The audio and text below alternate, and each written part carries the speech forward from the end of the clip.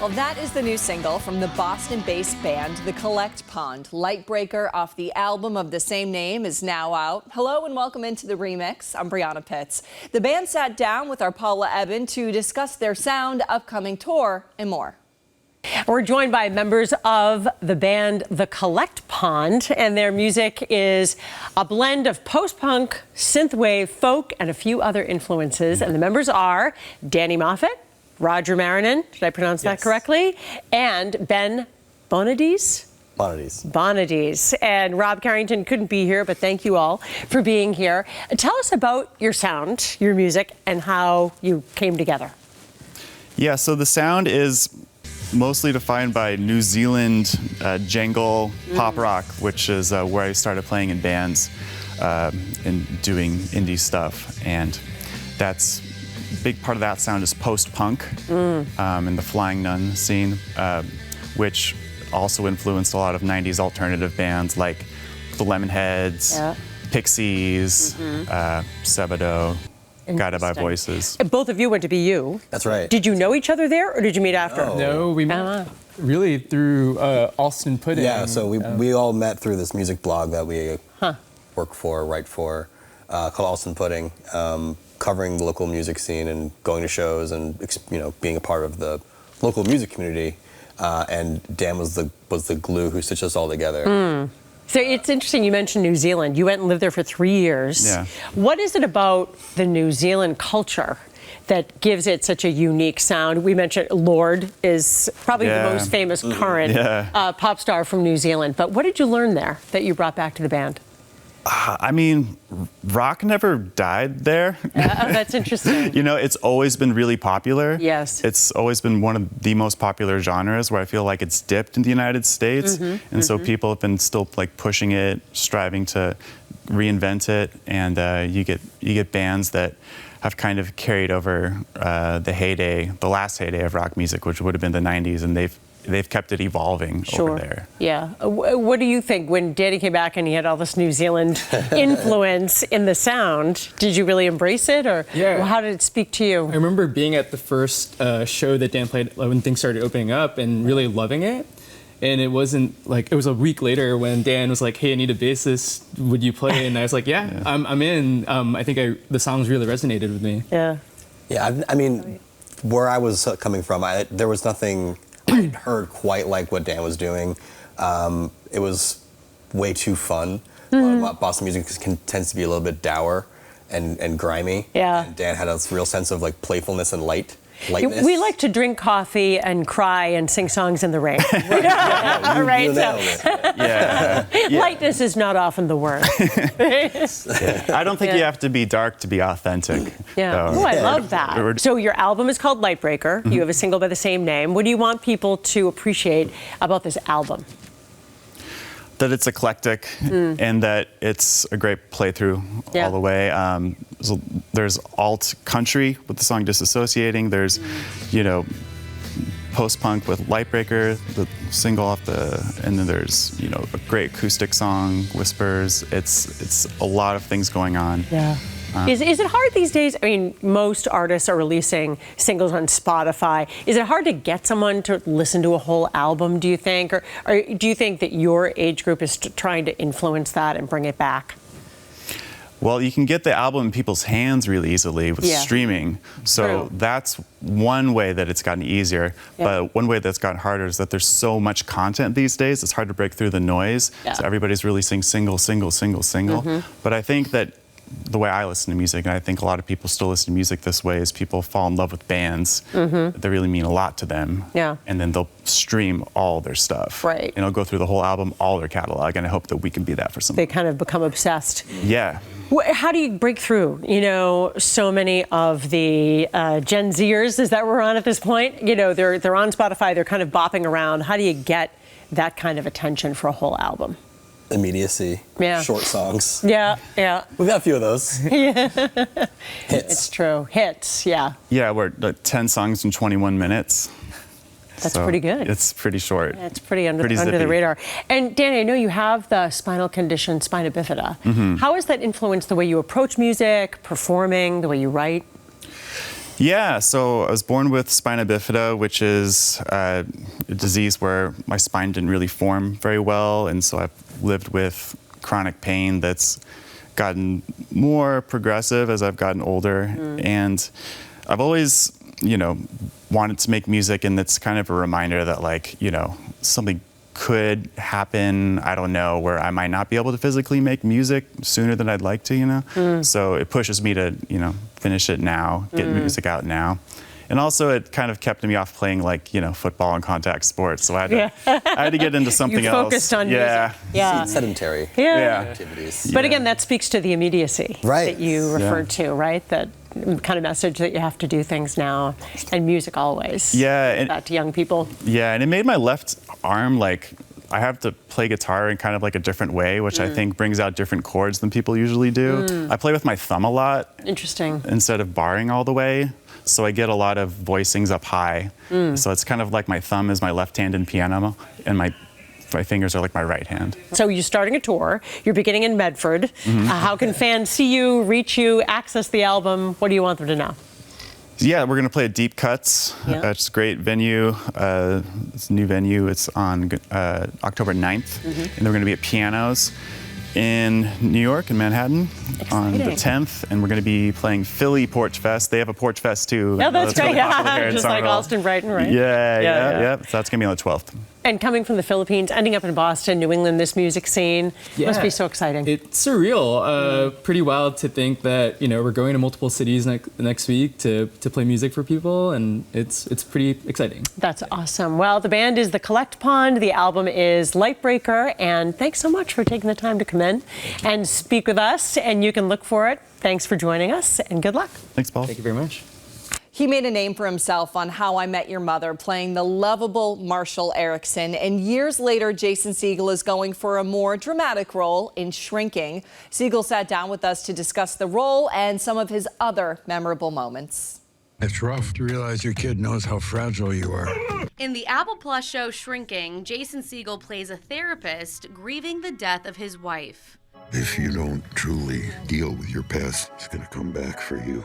And some of the fallout from that grief leads him to take some unusual steps with his own patients. To get to do work that you're proud of and that people like, to be around people that you respect and learn from every day.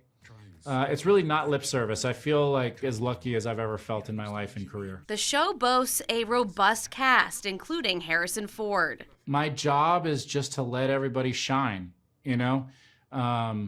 My job is really, really easy on this show. I have to be present, and I have to help support everybody to be the very best they can be, because I'm surrounded by the best actors on TV. The series premiered in 2023, and season 2 begins later this month on October 16th. It tries to tackle tough topics with humor. Seeing difficult life stuff through the lens of comedy, because for me, that's the only way you get through it. From How I Met Your Mother. You didn't fire Tugboat, did you? No, I got him fixed and he calmed down. Exactly. To the Muppets. I am man, or am I a Muppet? Am I a Muppet? Segel has shined using his creativity and ability to make audiences smile, especially when it comes to his musical numbers. Segel told WBZ he's most proud of his tune from Forgetting Sarah Marshall. And if I see Van Helsing, I swear to the Lord I will slay him. I think that Dracula's Lament is also a pretty big one for me, because I wrote that, really as a desperate out-of-work actor. And the fact that it became anything there's some magic in that, yeah. And for those who may not know, Segel does have ties to Boston. His family owns the clothing store Mr. Sid's in Newton. They have tuxedos, suits, menswear, anything you need. If you need a suitin', head down to Newton, Mr. Sid's. Anna Myler. If I'm a man, that makes me a Muppet of a man. WBZ News. When we come back on the remix, it's nearly time for all those little ghosts and goblins to go out for tricks and treats, but mommies need their Monster Mash time as well. The big event for those hard-working moms who need a boo break, next.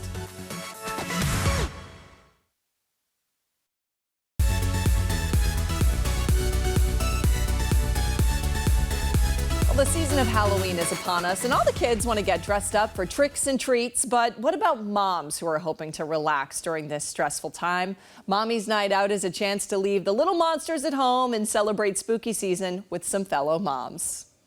Well, joining us now is CEO of Boston Moms, Megan Block, who is hosting the annual Mummies Night Out event. And we also have with us Abby O'Donnell, owner of Wheelhouse, and Haley Janes at the High Street Place Food Hall in downtown Boston, which is where this amazing event is being held. So, ladies, I want to thank you first by coming in today. Thanks for having us. This spread is so beautiful. Jinx, yes.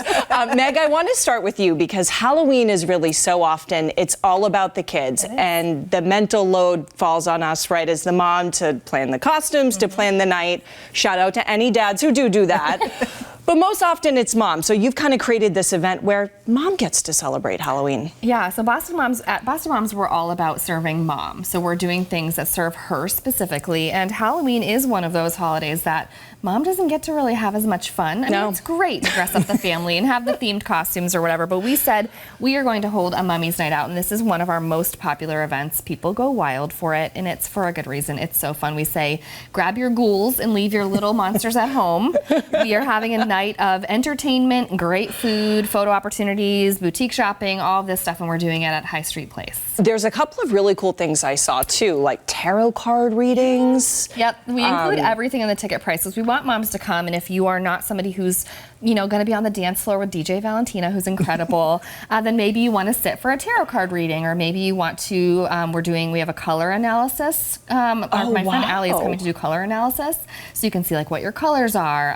If you just want to indulge in some great food and drinks, lots of be there too. Fun, unique stuff. I saw like live painting too, portrait painting. Yes, so Giovanna is a friend of mine from Art Experience, and she's going to do live portrait painting that's actually included in the ticket price. So whatever you're dressed up as, we encourage costumes but don't require them. Okay. So if you come costume, that's very fun, but otherwise just come in like your favorite fun attire. Last year I wore like a cool spiderweb shirt. Yeah. And Giovanna's going to actually paint all of our guests, which is so awesome. So cool, just so unique. Yeah, it's an opportunity for moms to do something for themselves. And I've heard from many moms too that they're gathering friends that they don't often see, or somebody who just really needs a mom's night out. And Mummies is a reason to do it. And we wanted to do it at High Street specifically because High Street Place has 14 of the vendors are women.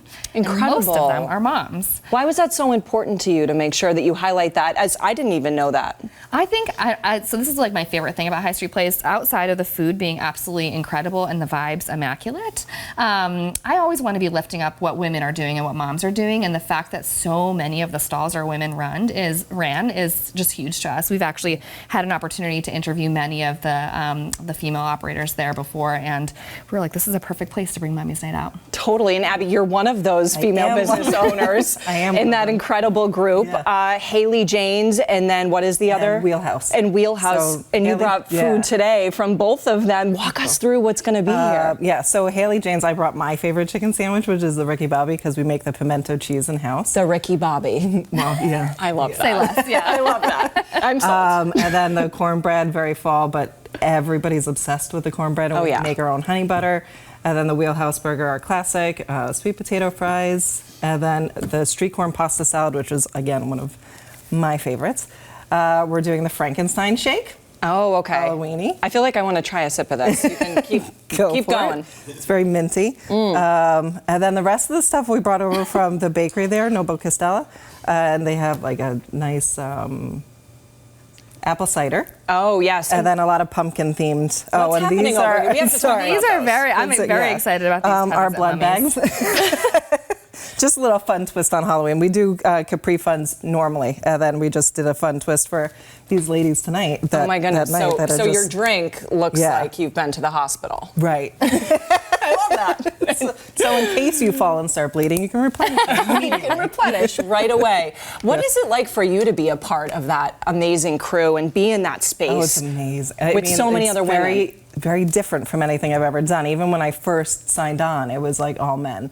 And you notice that women tend to work together a little easier. It's not like a give and take. It's more of like, I need this, can you help me out? Sure. And then you know that they're there later, as opposed to announcing it, you know? So the women, we just all help each other out. And it's a great, fun atmosphere. It's and that again, village theme. Yeah, right, moms and everybody need other being moms, we also get it. Because it's not just Halloween that it lays on the moms. Yeah.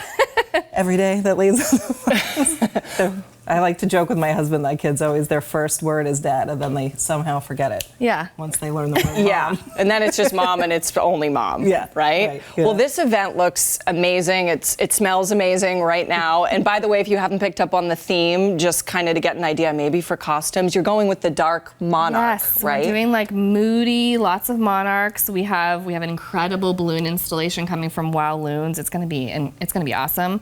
And just so that everybody knows, tickets are still on sale.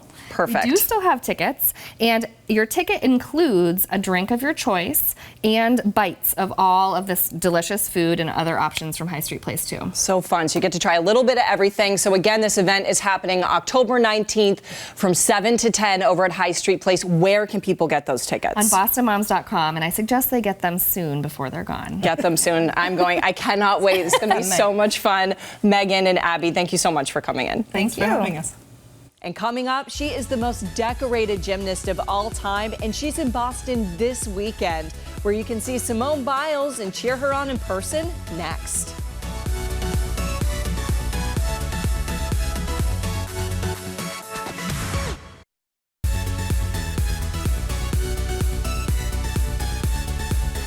An Olympic superstar is in Boston this weekend. Simone Biles is headlining the Gold Over America Tour. She'll be at the TD Garden on Sunday and Monday, along with other gymnasts. Biles told WBZ she loves the Olympics, but getting to perform in front of young fans gives it an intimacy and ease the Olympics just doesn't offer. Their eyes light up, and you can see them like shaking with excitement when we're waving at them, saying hello, telling them to get up out of their seats and do the dances with us. I mean, it's truly once in a lifetime experience, and they get to be up close and personal and witness that, especially because we're just performing. So we can really interact with that crowd without any of that competitive stress. So it's been phenomenal. It's been so much fun. Well, Biles has 11 Olympic medals and 30 World Championship medals, making her the most decorated gymnast in history. Still to come on the ReMix, an emotional update on our meteorologist, Sarah Wroblewski, and her son, Declan. Jacob Wyckoff speaks with Sarah about Declan's battle with cancer and what lies ahead for this brave family.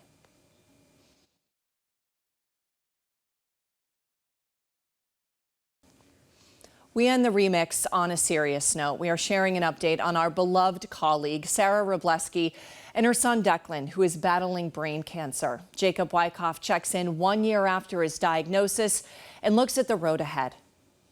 1, 2, 3.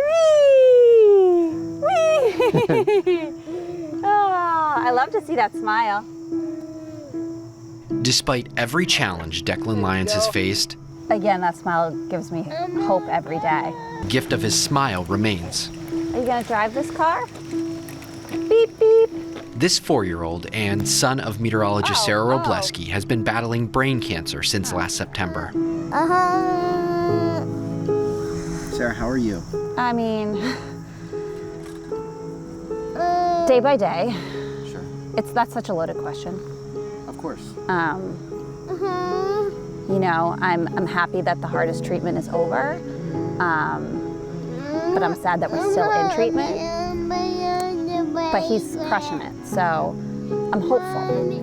To see him walking like this, people see him in this community, and they're just so happy for him because they know what he went through. It's been a difficult journey for the Lyons family. We brought Declan to get an MRI, and sure enough, found out he had a brain tumor. Declan was diagnosed with stage 4 medulloblastoma. That we had to be in the hospital for nearly 9 months doing 6 rounds of chemotherapy, as well as 3 rounds of stem cell transplant.